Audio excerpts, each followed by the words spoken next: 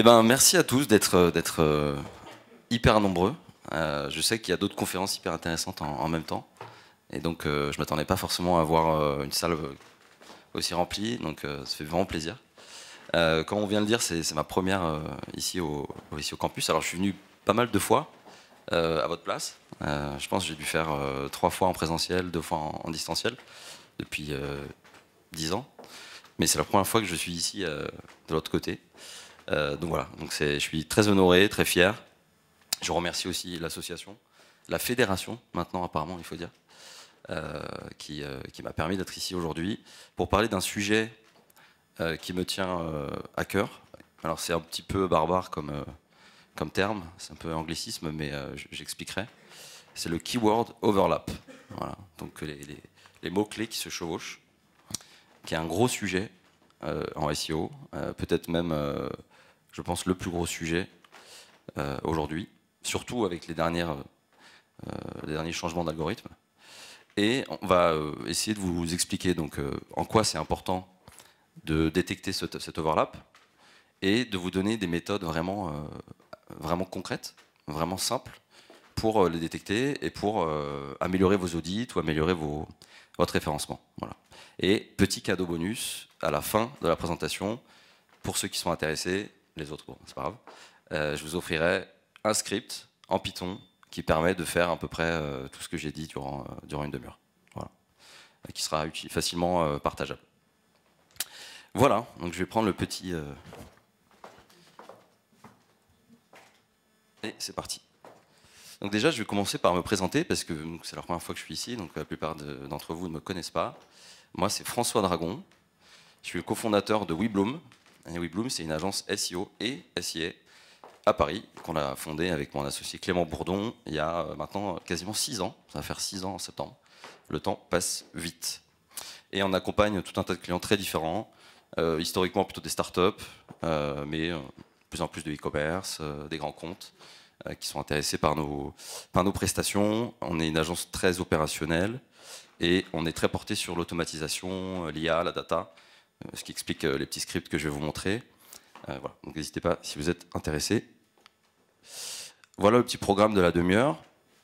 Je vais aller assez brièvement sur c'est quoi l'intention de recherche, mais en fait c'est hyper important parce qu'aujourd'hui c'est un terme qui est galvaudé, donc c'est très important de repréciser ce que ça veut dire. Ensuite, je vais vous expliquer ce qui a changé chez Google depuis quelques temps, mais encore plus aujourd'hui, dans sa compréhension, dans sa quête de comprendre l'intention de recherche qui se cache dans la tête des utilisateurs, et en quoi c'est important pour vous dans votre métier. Ensuite, justement, utiliser la technique du keyword overlap, ce fameux terme barbare que je vais vous expliquer, pour réussir à détecter les intentions de recherche et clusteriser vos mots-clés assez facilement par intention de recherche. Et pour ça, on va utiliser Google. Donc c'est pour ça que ça s'appelle rétro-ingénierie, c'est un peu barbare. On ne va pas faire non plus d'ingénierie aujourd'hui, mais voilà, l'idée c'est d'utiliser Google à son propre jeu, voilà, qui nous aide en fait à détecter les intentions de recherche, parce qu'ils sont quand même, a priori, ils savent un petit peu ils connaissent un peu plus le SEO que nous. Et voilà. Et la dernière étape, c'est ce fameux script que je vais vous montrer, dont je ne suis pas forcément l'auteur initial, mais c'est un script qui a été inventé et qu'on a parfait, qu'on a remis au goût du jour. Et donc je donnerai aussi tous les crédits aux gens qui ont participé à ce script. Et il vous sera du coup il vous sera communiqué pour ceux qui sont intéressés. Voilà. Donc c'est quoi l'intention de recherche ? En fait, ça c'est peut-être le sujet le plus important, parce qu'aujourd'hui, pour beaucoup de gens, l'intention de recherche est confondue avec le funnel, avec finalement, est-ce qu'on est sur un mot-clé transactionnel, est-ce qu'on est sur un mot-clé informationnel. Souvent, quand on parle d'intention de recherche, c'est la première chose qui nous vient en tête.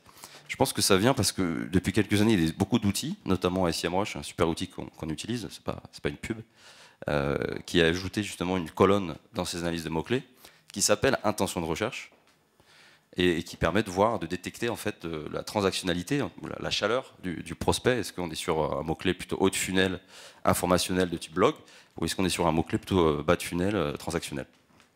Et donc ça a ajouté un peu de la confusion. Pour la plupart des gens, l'intention de recherche c'est ça. Alors qu'en fait, il faut remonter un petit peu d'un cran. L'intention de recherche, qu'elle soit transactionnelle, informationnelle, c'est surtout ce qui se passe dans la tête des utilisateurs.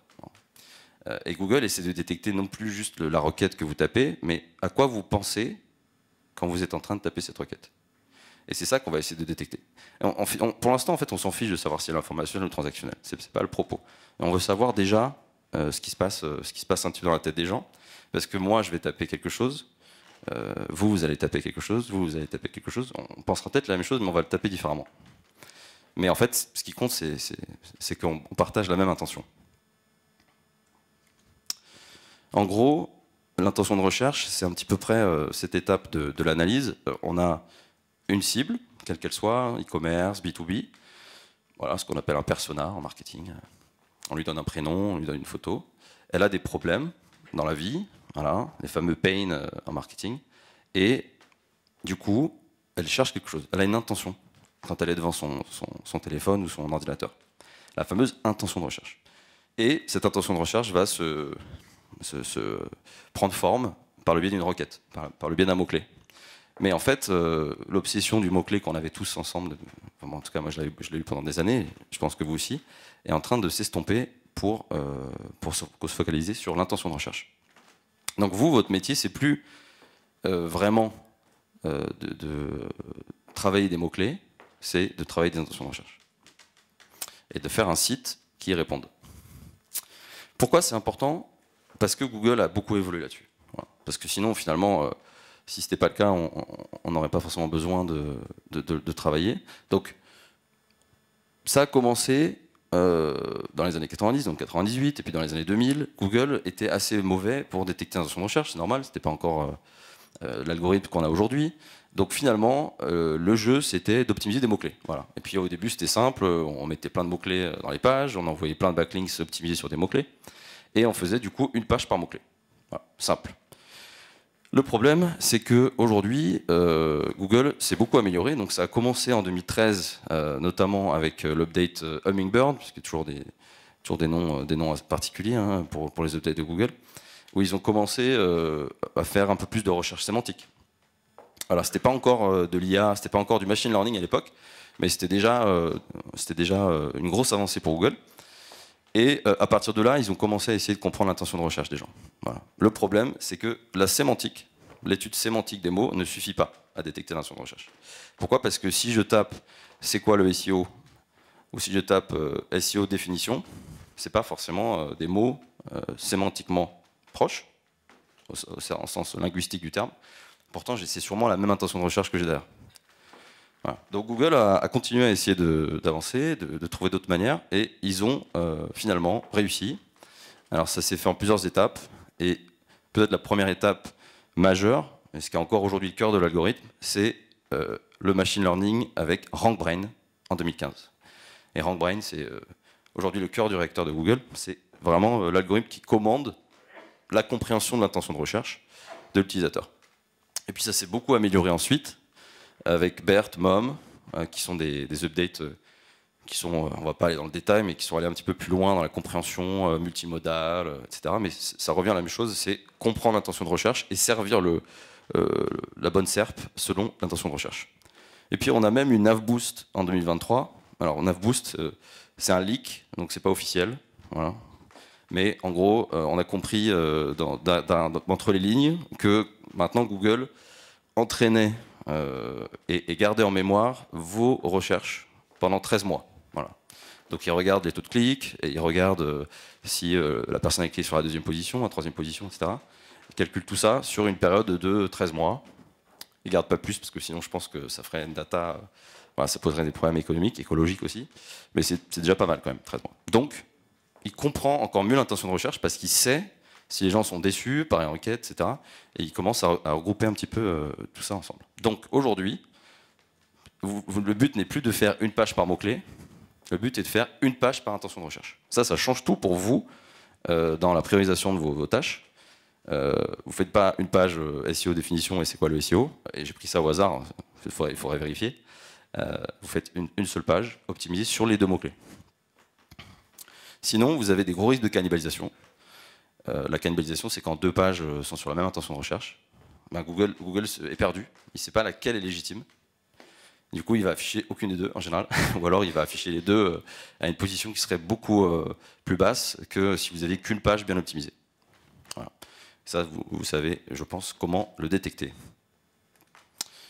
Du coup, le keyword overlap, c'est une méthode qui permet de détecter que ces mots-clés, ces différents mots-clés qui font partie de la même intention de recherche, se chevauchent, et d'utiliser Google à son propre jeu, donc d'utiliser Google, les résultats de Google, mais en masse, pour essayer de clusteriser vos mots-clés par intention de recherche, et d'éviter cette fameuse cannibalisation. Alors, il y a une méthode qui est assez intéressante, et je pense qu'au fur et à mesure du temps, le SIA et le SEO vont de plus en plus se rapprocher. On le voit avec les derniers changements côté Google Ads, qui va de plus en plus vers l'automatisation des campagnes, et vers ce qui va devenir de plus en plus important, c'est d'optimiser les landing pages. Voilà. Donc, du coup, ça rejoint un peu le SEO, puisque c'est un peu ce qu'on fait aussi, optimiser des pages. Et le SIA, Google, a déjà fait ça depuis un petit moment avec les campagnes Google Ads, puisque quand vous achetez un mot-clé, en fait, vous achetez potentiellement plein de termes de recherche différents. Ils font une différence entre vraiment le keyword et le search term, qui vraiment est imprimé quand les gens font des recherches. En général, quand vous achetez, je sais pas, shoe for men, en fait, il va vous imprimer sur shoes for a man, man shoe, men shoes, etc. Donc, c'est exactement le propos que j'ai depuis tout à l'heure. Google, en Google Ads, a déjà pris de l'avance et clusterise déjà aussi par intention de recherche. Donc, si vous faites aussi du Google Ads, c'est une bonne source d'information. Regardez un petit peu les termes qui sont imprimés sur vos mots-clés et vous allez avoir une idée justement de tous les mots-clés secondaires associés à la même intention de recherche, et ensuite utilisez-les pour vos stratégies aussi en SEO. Voilà. Ça, c'est la première méthode, mais bon, on ne fait pas tous du Google Ads. Quelque chose qui est assez intéressant, tout simplement, c'est de faire des recherches, en fait. Hein. La première méthode, on va dire, qui n'est pas encore scalable, c'est tout simplement de regarder la SERP et de regarder finalement si sur des mots-clés différents, on a les mêmes résultats. Donc là, par exemple, je ne sais pas si vous voyez très bien en fond, enfin, vous avez des écrans, mais sur température Croatie en octobre et météo Croatie en octobre, peut-être il y a 10 ans, j'aurais fait 2 pages. En tout cas, j'aurais eu le réflexe, ok, c'est 2 mots-clés, ils ont un volume de 200, je vais faire 2 pages. Aujourd'hui, quand on fait l'analyse, on se rend compte que c'est la même SERP. Quasiment. Voilà, il y a des petites différences. Parfois c'est un ou deux sites différents, mais en gros, quand on dépasse à peu près, je sais pas, 50% de SERP en commun, voilà, 40-50%, on a de grandes chances d'avoir la même intention de recherche.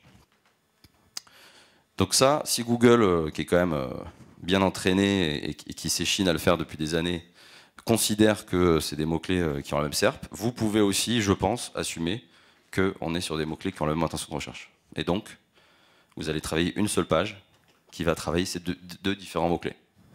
Voilà. Vous pouvez faire confiance à Google. Le but, c'est on se réveille tous les matins en essayant de battre Google à son propre jeu. Hein. C'est un peu notre métier. Donc, s'il vous donne beaucoup d'infos, utilisez-le.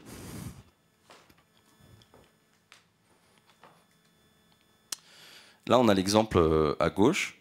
J'ai retrouvé du coup un site qui, sur cette intention de recherche, avait fait 2 pages et ça rank pas. Ça rank pas très bien. Voilà. Ils ont fait une page. J'espère que vous n'êtes pas dans la salle. si vous êtes dans la salle, remarque que vous avez consulting gratos. Température en octobre. Ils ont fait une page dédiée, mais elle se positionne pas. Et voilà, je pense que s'ils faisaient une seule page température, météo, etc., ça aurait plus de chances de se positionner. Voilà. Et je suis sûr qu'on a tous ici des cas comme ça. Voilà, nous, c'est un des plus gros problèmes à l'agence qu'on voit, c'est la cannibalisation sur l'intention de recherche. Et souvent, tout est bien optimisé, tout le reste va bien, la technique, les backlinks, mais les gens n'ont pas pensé à regrouper par intention de recherche. Mais ça va être de plus en plus le cas, hein, avec la SGE, avec tout ça. Je pense que l'intention de recherche va être encore plus le facteur clé. Alors comment on le détecte de manière un peu plus scalable, ou en tout cas déjà de manière un peu plus automatique? Eh ben, il y a plein de super outils. Voilà. Donc ça, c'est le moment pub pour les confrères et les potes. Et pas que. On a pas mal d'outils gratuits en plus, ou en tout cas freemium. Celui qui est le plus connu, c'est peut-être 1.2. Alors je sais même pas si on dit 12 ou 1.2 d'ailleurs, page.fr, .com, pardon, .com, qui vous permet juste en mettant 2 requêtes. Donc là, c'est vraiment la méthode simple, hein, on verra après pour scaler. Vous mettez 2 requêtes et il vous fait une analyse de la SERP des deux, tout simplement. Et s'il y a plus de 40% de similarité entre les deux, donc vraiment un overlap fort, il vous dit vous devriez faire qu'une seule page. Voilà. On a Tot SEO aussi de Paul Grillet, qui a fait pas mal d'outils hyper intéressants en SEO et qui a notamment aussi un comparateur de SERP, donc qui permet de voir l'overlap aussi entre les keywords. Voilà. Et on a d'autres. Je peux citer aussi Through. Alors désolé pour la prononciation. Through. Je pense que s'il m'entend, il va me détester. De Samuel Schmidt, qui est aussi un pote et qui a fait aussi un super outil qui fait pas que ça, mais qui fait notamment ça, et qui est gratuit jusqu'à 10 SERP. Voilà. Donc vous pouvez déjà faire un petit plaisir. Après, il faut passer sur le payant. Voilà. Donc ça, c'est déjà... Voilà, vous pouvez le faire pour... c'est pas encore scalable, mais au moins vous pouvez le faire pour quelques SERP. Après, comment on scale? Comment on passe de 2 SERP à 1000? Parce que, en fait, vous avez compris, l'intérêt, c'est pas juste de se poser la question sur 2-3 mots-clés, mais c'est comment j'utilise ces techniques pour améliorer mes audits à l'échelle. Vous avez des centaines de mots-clés, des milliers de mots-clés, vous n'allez pas aller sur les outils juste taper mot-clé par mot-clé, ça va être compliqué. Alors certains de ces outils que j'ai montrés ont aussi des versions payantes qui permettent de le faire, mais moi je vais vous montrer une technique pour que vous compreniez un petit peu comment le faire vous-même et potentiellement utiliser le script que je vais vous offrir à la fin. Alors, encore une fois, c'est pas hyper lisible, c'est ma première, donc j'apprends aussi. La première chose à savoir, c'est à quoi ça va vous servir. Voilà. Ça, c'est un de nos audits sémantiques, à gauche. Alors, on en a 2 d'ailleurs. On en a un qui est sur justement la Croatie en octobre, donc tout ce qui est tourisme, c'était un client dans le tourisme. Et on en a un dans les costumes pour hommes en e-commerce. Et donc, en fait, ce que ça nous aide à faire, de clusteriser, c'est que, par exemple, l'intention de recherche Croatie-plage, derrière cette intention se cache tout un tas de mots-clés différents. Voilà. Donc, on a évidemment Croatie-plage, plage-Croatie dans tous les sens. On a du pluriel, on a des singuliers, on a plus belle plage, on a plage de sable, Croatie. Tous ces mots-clés-là, en fait, sont la même intention de recherche. Voilà. Donc, ça vous permet d'éviter, évidemment, de faire une page pour chaque mot-clé et d'avoir de la cannibalisation. Ça vous permet de simplifier une liste, parce que en général, on commence avec 1000, hop, on le passe à la tambouille, et il n'y a plus que 50 mots-clés, en fait, derrière. 50 intentions de recherche, pardon. Même moi, je fais la confusion. Et ça permet aussi d'avoir une analyse volumétrique plus fiable, parce que quand vous faites le volume de recherche d'un mot-clé, ou quand vous faites le volume de recherche de toute l'intention de recherche autour de ce mot-clé, ça va du simple au quadruple au décuple. Donc c'est pas du tout la même chose à montrer à vos clients. La taille du marché potentiel qu'il peut adresser, le trafic qu'il peut aller chercher, ne sera pas du tout calculé sur la même base. Donc c'est beaucoup plus fiable. Et puis, troisième élément, troisième raison, peut-être encore plus importante, avec ça, vous faites direct un brief de page avec tous les mots-clés secondaires. Enfin, pas tous, parce qu'il y a des articles connexes, etc. Mais en tout cas, vous avez déjà facilement un mot-clé principal, en général celui qui a le plus de volume. Voilà. Après, je vous laisserai apprécier la façon de le faire. Et tous les autres qui sont en overlap, c'est les mots-clés secondaires de votre page, en fait. Donc vous avez directement un brief hyper quali où vous savez qu'il n'y aura pas de cannibalisation.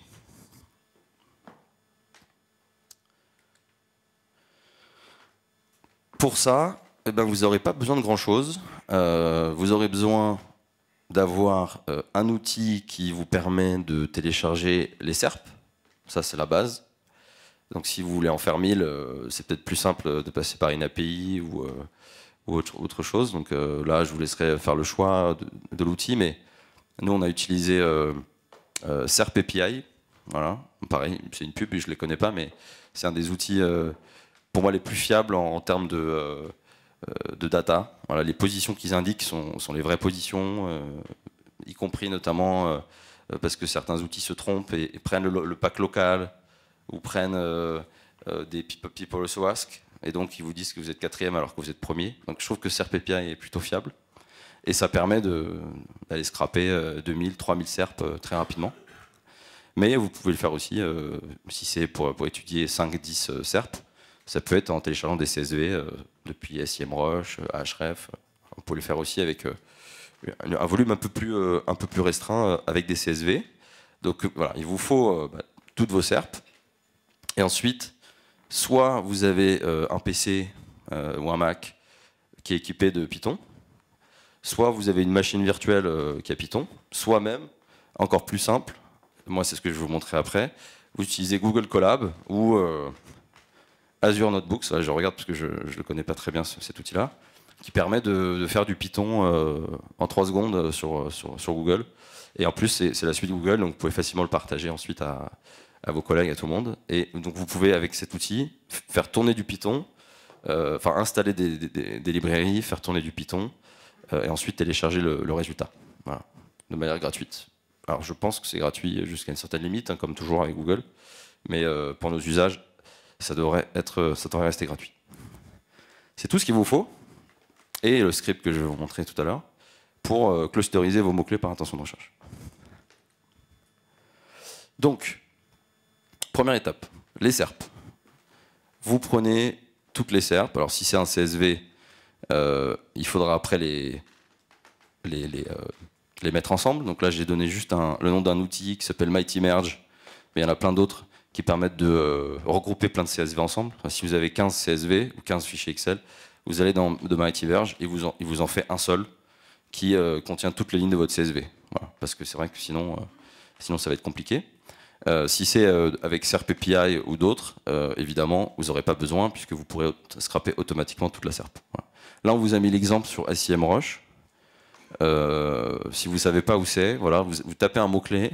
Tout en bas, vous avez SERP Analysis et vous suffit juste de faire l'export. Et vous choisissez CSV. C'est à peu près le même système pour Href et tous les autres outils.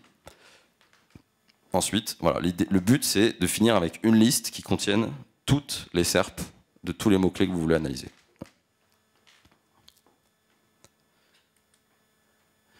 Ensuite, on analyse la similarité entre les SERP, voilà, le fameux overlap. Et donc là, on est parti d'un tuto, c'est pour ça que je disais qu'on n'était pas forcément à l'origine, d'un super SEO qui s'appelle Andreas Voniatis, qui l'a paru en 2021 sur Search Engine Land, je crois. C'est un script Python qui permet de calculer un score de similarité. Donc là, on voit à gauche, un mot-clé qui est comparé à tous les autres mots-clés de la liste. Et on regarde évidemment l'URL de la SERP. Alors, vous pouvez prendre le top 10, le top 100.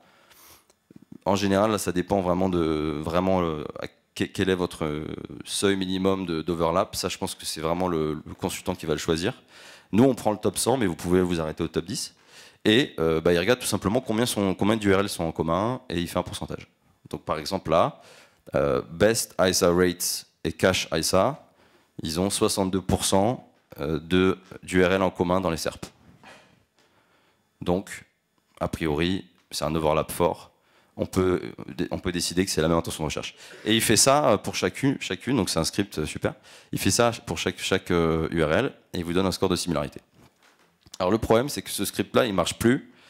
Donc c'est pour ça qu'on l'a refait et que je vais vous montrer à la fin. Vous savez, le Python, d'année en année, ça évolue. Et donc 2021-2024, le monde a changé. Une fois que vous avez des scores de similarité, vous choisissez votre score. Donc nous, on a choisi 40% chez WeBloom, mais vous pourriez imaginer plus. Et donc tous les mots-clés qui ont un score de similarité supérieur à 40%, hop, vous les mettez. Enfin, c'est même pas vous, le script le fait automatiquement. Il vous les ajoute dans un même groupe. Voilà, vous avez la colonne 2, le groupe mots-clés. Et donc automatiquement là, ça y est, on commence à voir dessiner les intentions de recherche. Tous ceux qui sont dans un score de similarité supérieur à 40%. Et ensuite, il suffit juste de télécharger le CSV. Du coup, petit cadeau, voilà, pour vous, parce que c'est bien de le montrer, de montrer des superscripts, mais c'est un peu frustrant. Donc en fait, pour ceux qui sont intéressés, voilà, vous avez mon contact après. On peut en parler après la conf. Je peux vous envoyer le lien du Google Colab, donc le fameux outil dont je vous ai parlé. Vous allez avoir vraiment le script tout prêt. Il vous suffira juste à venir donner en input les SERP qui vous intéressent. Ce sera peut-être le seul truc où, évidemment, il faudra que vous travaillez un petit peu. Et vous appuyez sur le bouton et ça mouline pendant un petit peu de temps. Et ensuite, ça vous donne en output vraiment toutes vos intentions de recherche. Donc ça peut être fait sur voilà, des centaines de milliers de mots-clés si vous voulez. Ça dépendra évidemment du temps que vous avez devant vous, parce qu'il faut que votre PC reste ouvert, je pense, sur Google Colab. Mais potentiellement une donnée hyper riche. Voilà. Et ça ressemble à ça. Voilà, ça ressemble pas à grand-chose, vous me direz.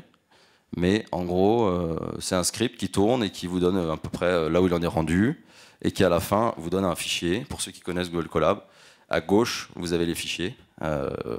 Donc le fichier d'entrée s'appelle input, le fichier de sortie s'appelle output, assez classiquement, et vous n'avez plus qu'à le télécharger. Voilà, vous avez mon mail ici, mais vous pouvez me contacter aussi sur LinkedIn pour justement avoir ce petit fichier, sachant que je peux facilement vous aider aussi s'il y a besoin à le setup. Pour ceux qui ne connaissent pas Google Colab, on peut prendre 5 minutes et je vous montre comment l'installer. Et on passe à la question mug. Voilà, pour ceux qui viennent tous les ans, c'est un peu le classique du SEO Campus. Et c'est un peu simple quand même. Je pense que là, j'ai l'impression qu'on est quand même entre gens un peu experts. Mais du coup, ça va être à celui qui le dit le plus vite. Quel est le nom du premier algo de machine learning? Parce que je dis beaucoup de choses. Ah oui, c'est bien. Levez la main, ça marche. Comme ça, vous êtes sûr de gagner. Non, alors Hummingbird, c'était leur premier algo. C'était pas un algo, c'était le nom de l'update qui a permis de faire de la recherche sémantique. Mais c'est pas du machine learning. Et je crois qu'il y avait monsieur... Ouais, c'est ça, Rankbrain. Désolé, hein. C'est toujours un petit peu injuste la question mug, mais... Hop là. Ouais, je vais faire. Voilà, bah merci à tous.